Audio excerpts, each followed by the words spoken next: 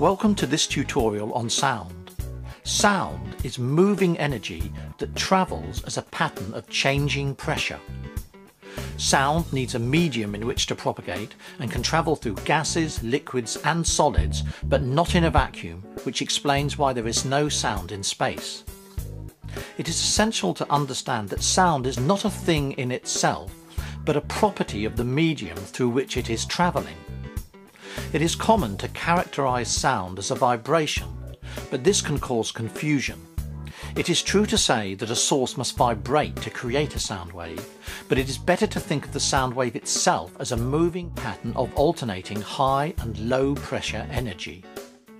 Because most of the sound that we hear arrives at our ears through the air, it is most useful to study the theory of air pressure sound waves.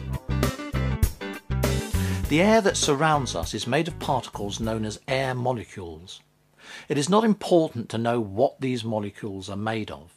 Air pressure is a measure of how tightly packed together these air molecules are. In other words, the air density.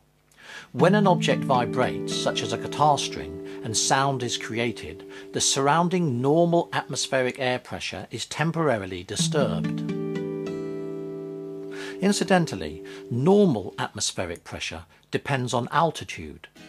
The higher you move through the atmosphere, the more spread apart the air molecules become, and the lower the density, and therefore the lower the normal air pressure. In sound theory, changes to air pressure are measured in units called decibels.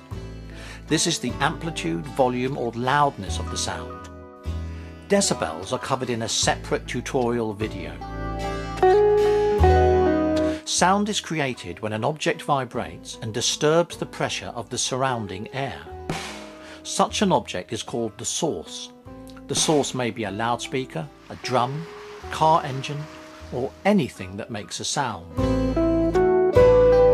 As a model to aid understanding, it is helpful to define vibration as the repetitive expansion and contraction of a source.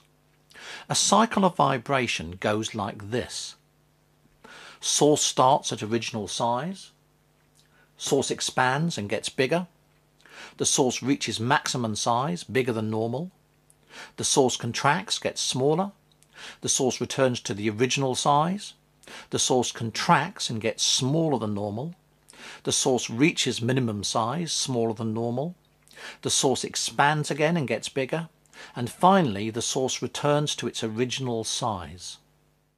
As the source expands, it pushes the surrounding air molecules away, causing them to bunch together and the air pressure to increase. This is called compression. Next, as the source contracts, the air molecules rush in to fill the increasing space and the air pressure decreases. This is called rarefaction. As the source expands and contracts, a pattern of changing air pressure energy moves away from it. This pattern of air pressure energy is called a sound wave.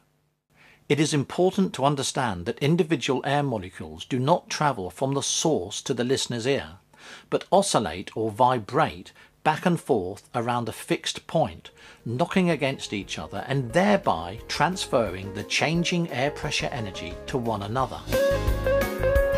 The script for this tutorial with accompanying images can be found at our website projectstudiohandbook.com. And finally, don't forget to join our mailing list to receive notification of new videos, blog posts and subscriber-only extras, and also subscribe at our YouTube channel and social media pages. Thanks very much for watching.